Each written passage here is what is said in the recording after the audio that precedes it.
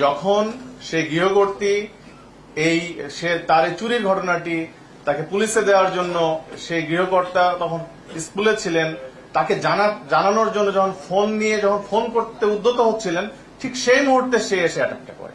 প্রাথমিকভাবে আমাদের এটা বলছে, সেই মুহূর্তে সে ওই গৃহকর্ত্রীকে অ্যাটাক করে, তখন তাদের মধ্যে ধস্তাধস্তি হয় এবং সেই সময় সে ক্লাস 9 পড়ুয়া তার যে মেয়ে সে ঘুমিয়েছিল যখন মার সাথে ধস্তাধস্তি চলতেছে। তার পরবর্তীতে সে যখন এসে আবার ইন্টারকমে সিকিউরিটি গার্ডকে জানাতে যায়, তখন সে আবার মাকে রেখে মেয়েকে অ্যাটাক করে। তো আমাদের কাছে প্রাথমিকভাবে এরকম মানে এই তথ্যটি এসছে। আমি আপনাদের মাধ্যমে পুরা দেশবাসী, বিশেষ করে ঢাকা নগরবাসীকে অনুরোধ করব, আপনারা এই গৃহকর্মী, গৃহ সহায়তাকারী রাখার পূর্বে অবশ্যই তাদের পরিচিতি নিশ্চিত হবেন। প্রয়োজনে এনআইডি, এক কপি ছবি এবং সেই পুরুষ অথবা মহিলা যেই হোক না কেন তাকে চিহ্নিত করতে পারে এরকম এলাকার 2 জন স্থানীয় গণ্যমান্য ব্যক্তির মোবাইল নাম্বার এবং তাদের শনাক্তকারী হিসাবে তাদের যদি তথ্যগুলো নিয়ে রাখেন, তাহলে এই ধরনের অনাকাঙ্ক্ষিত ঘটনা আমরা এড়াতে পারব। এই ঘটনাটা অত্যন্ত দুঃখজনক, আমরা চাই না একই ঘটনার পুনরাবৃত্তি হোক।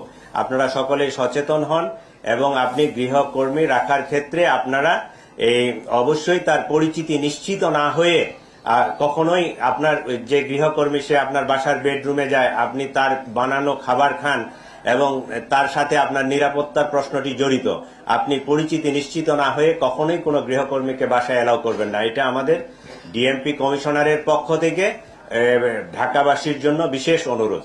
আপনারা অবশ্যই এটি খেয়াল রাখবেন প্লিজ।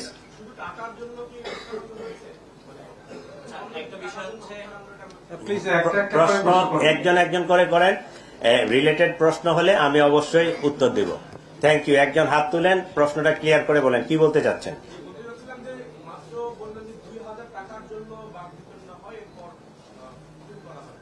এটা ক্রিমিনালদের একটা সাইকোলজি, সে একটা এলিবাই তৈরি করে, ঠিক আছে। ও যদি 2000 টাকার জন্য বাকবিতণ্ডা হইতো তাহলে সে ইচ্ছা করলে তারপরের দিন আর কাজে নাও আসতে পারতো, কিন্তু সে ছুরি নিয়ে, চাকু নিয়ে তারপরের দিন ওই বাসায় ঢুকছে। তার মানে তার যে ক্রাইম করার যে ইন্টেনশন, এই মোটিভ নিয়েই সে ঢুকছে। এই ঘটনাটা যেহেতু মহিলাটা মারা গেছে, এখন তার স্বামী জানে কিনা টাকা চুরির বিষয়টা আমরা এখনো এটা কনফার্ম করতে পারি নাই, তবে এটা একটা এলিবাইও হতে পারে। যদি সে সত্যিকারই 2000 টাকা চুরির জন্য বাসাওয়ালি তাকে বাকবিতণ্ডা করে, সে তারপরের দিন নাও আসতে পারতো, কিন্তু সে হত্যা করার উদ্দেশ্যে ছুরি চাকু নিয়ে বাসায় আসছে কাজের মহিলা, তাহলে তার তো ক্রিমিনাল ইন্টেনশন নিয়েই সে ভিতরে ঢুকছে।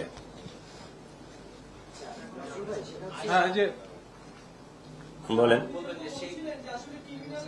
একটু আমাকে আপনার সামনে প্রশ্নটা নিয়ে নেই। একটু বলবেন যে আয়েশার যে পোড়া দাগটা আসলে এইটা কি কারণে, আর আপনি বলছিলেন যে তার স্বামী কেউ আটক করেছেন, আপনারা স্বামী কি এই ঘটনায় গ্রেপ্তার করেছেন? গ্রেপ্তার। আচ্ছা, আয়েশার পুরা দাগটা নিয়ে আমরা 2 ধরনের তথ্য পাইছি, ঠিক আছে। এইটা আমরা যেহেতু এখনো ওই যে তদন্তের পর্যায়ে পুরা কনফার্ম হতে পারি নাই। একটা কথা বলতেছে যে সে জেদি টাইপের, তার মায়ের সাথে কোনো এক সময় রাগারাগি করে সে নিজের গায়ে আগুন দিছিল, যে কারণে তার এই পুরাটা। এইটা হলো একটা তথ্য। 2 নম্বর তথ্য আরেকটা আসছে অন্য, আমরা অ্যাঙ্গেল থেকে শুনছি, কোনো এক বাসায় কাজ করার সময় ওই চুলা থেকে আগুন লাগে, তার গলাটা পুড়ছে। এই 2টা তথ্য পাইছি, আমরা এটা ভেরিফাই করতেছি। একজন প্রশ্ন করছিলেন একটু।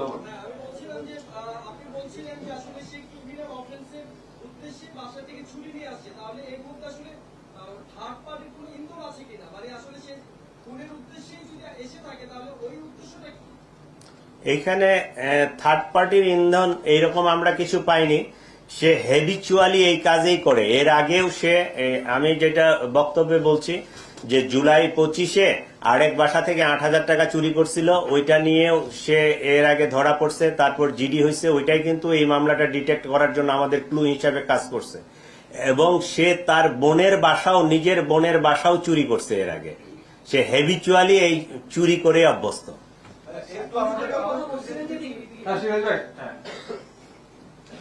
বলেন। কিন্তু চুরি করেও কত টাকা আপনি তো বলেন যে চুরি করার পরে বাকিদের তো পরদেশে না আসতে পারে, তাহলে পরদেশে চুরি নিয়ে আসে নিশ্চয়ই তার হত্যা করা বা ক্রিমিনাল অফেন্স। তো এইটা কেন তাকে হত্যা করতে হবে? এইটার সাইকোলজিটা বেশ ডিফিকাল্ট ছিল। আমি এটা ইয়া করার পরে অনেক চিন্তা করছি যে অনেক জায়গায় এর আগেও দেখছেন যে বাসা চুরি হয়েছে, ঘুমের ওষুধ টষুধ খাওয়াই টাওয়ায় চলে গেছে, তারপর সবকিছু নিয়ে চলে গেছে। তো এইটা এখন পর্যন্ত আমরা কনফার্ম না, বাট যেটুকু অনুমান করা যায় যে যদি 2000 টাকা চুরির ঘটনাটা সত্যি হয়, তাহলে তাকে যে ওই পুলিশে দেওয়ার ভয় দেখাইছে, তারে যে রাগারাগি করছে, তার মধ্যে একটা ক্ষোভও কাজ করছে, সাথে সাথে সে যে চুরি করবে এই ইন্টেনশনটাও নিয়ে আসছে। এই দুইটাই কারণ হতে পারে। হ্যাঁ বলেন তো। ভাই আপনি তার ভাইয়ের কথা বললেন, এর সাথে তার ভাই জড়িত আছে কিনা, আর যেহেতু 3 দিন আগে আসছে সেহেতু তাদের লক্ষ্য ছিল কিনা এই বাসাটা দুইজন মিলে। ভাইয়ের কথা কিন্তু আলোচনায় আসে না। আচ্ছা শুনেন, ওই সে 4 দিন আগে আসছে এই বাসায়, এবং সে এই একই এলিবাই সব জায়গায় দাঁড় করায়। ওই যে সিকিউরিটি গার্ডকে বলে যে আমার বাপ নাই, মা নাই, কেউ নাই, আমি পুড়ে গেছি, এই যে দেখেন আমার গলার পুড়া, তো আমাকে একটা কাজ জোগাড় করে দেন। ওই বাসার সিকিউরিটি গার্ডগুলো এরাও একটু বোকামির মনে হয় পরিচয় দিছে যে একটা লোককে কাজের জন্য আমি দিব, তার নাম ঠিকানা কোনো কিছুই জানবো না, বিষয়টা এরকম হওয়া উচিত না। তো তারে কাজ দিছে, এবং দেখেন সে কত শিয়ানা, কোনো মোবাইল টোবাইল ইউজ করে নাই। এই 4 দিনে যে যাতায়াত করছে, সে একদম পুরা মুখ ঢেকে আসছে, এবং সে এই কাজটা করার পরে কিভাবে সেফ এক্সিট হবে, সে তার কাপড় চোপড় চেঞ্জ করে মেয়েটার কাপড় চোপড় গুলো পরছে, মুখ ঢাকছে, একটা ওই ল্যাপটপের ব্যাগ পিছনে নিয়ে এজিফ যে বাসার মেয়ে প্রাইভেট পড়তে অথবা কলেজে বা ইউনিভার্সিটিতে বাহির হয়ে যাচ্ছে, এই একটা এনভায়রনমেন্ট ক্রিয়েট করে সে বাহির হয়ে গেছে। তার মধ্যে ক্লিয়ার ক্রিমিনাল ইন্টেনশন আছে। আচ্ছা বল। একটু বলবেন, যেহেতু এই কেসটার ক্ষেত্রে দেখছি যে আপনারা বিভিন্ন কিছু স্টাডি করেছেন, ও যে 4 দিন আগে ঢুকেছিল, চেহারা দেখাচ্ছিল না, সবকিছু তো বোঝাই যাচ্ছিল ক্রাইম করার জন্যই ঢুকেছে।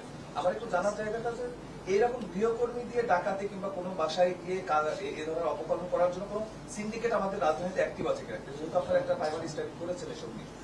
ওর সাথে আমি একটু জিজ্ঞেস করতে চাই, আমরা গত কয়েকদিনের ফলোপে একটি তথ্য পাচ্ছিলাম যে সে কাজে যোগ দেওয়ার পরপরই 1 দিন বা 2 দিনের মাথায় বাসার মেইন রোডের চাবিটা চুরি করেছে। এটা নিয়ে গৃহপতি তাকে বকাবকি, এরকম কোন তথ্য তার কাছে পেয়েছেন কিনা? মিজান একটু সাপ্লিমেন্ট করো। ডিসি তেজগা ও আমার চেয়ে বেশি জানে, প্লিজ। এই প্রশ্নের সাথে একটু অ্যাড করে এই যে প্ল্যানটা দেখা যাচ্ছে সেই অনুযায়ী এটা আনসার দিতে আচ্ছা একটা প্রশ্ন শেষ হোক। ধন্যবাদ। বেশ কিছু প্রশ্ন এসছে, আমি ওভারঅলি স্যারের সাথে কিছু অ্যাড করতে চাই। যে অনেকে বলছেন যে কোন প্রেক্ষাপটে গিয়ে ইয়েটা শুরু হলো আর কি। যেটা হচ্ছে যে আমাদের প্রাথমিকভাবে তাকে জিজ্ঞাসাবাদে যেটি বলেছে যে যখন সে গৃহকর্ত্রী সে তার চুরির ঘটনাটি তাকে পুলিশে দেওয়ার জন্য সেই গৃহকর্তা তখন স্কুলে ছিলেন, তাকে জানানোর জন্য যখন ফোন করতে উদ্যত হচ্ছিলেন, ঠিক সেই মুহূর্তে সে এসে অ্যাটাকটা করে। প্রাথমিকভাবে আমাদের এটা বলছে, সেই মুহূর্তে সে ওই গৃহকর্ত্রীকে অ্যাটাক করে, তখন তাদের মধ্যে ধস্তাধস্তি হয়, এবং সেই সময় সে ক্লাস 9 পড়ুয়া তার যে মেয়ে, সে ঘুমিয়েছিল যখন মার সাথে ধস্তাধস্তি চলতেছে। তার পরবর্তীতে সে যখন এসে আবার ইন্টারকমে সিকিউরিটি গার্ডকে জানাতে যায়, তখন সে এসে আবার মাকে রেখে মেয়েকে অ্যাটাক করে। তো আমাদের কাছে প্রাথমিকভাবে এরকম মানে এই তথ্যটি এসছে। আর আপনারা যেটা বলুন সিন্ডিকেটের বিষয়ে আমরা খুবই প্রাথমিক পর্যায়ে রয়েছি, আমরা বিষয়টি নিয়ে এখন স্টাডি করছি। তো সিন্ডিকেট আছে কিনা এটি নিয়ে আমরা ফার্দার স্টাডি করব, স্যারদের নির্দেশনা আমরা সেভাবে কাজ করব। আর ভাই চাবির বিষয়টি আমাদের কাছে আসে নাই, এখন আমাদের কাছে এই বিষয়টি আসে না যে চাবির বিষয়টি নিয়ে, টাকা পয়সার বিষয় নিয়ে এসছে।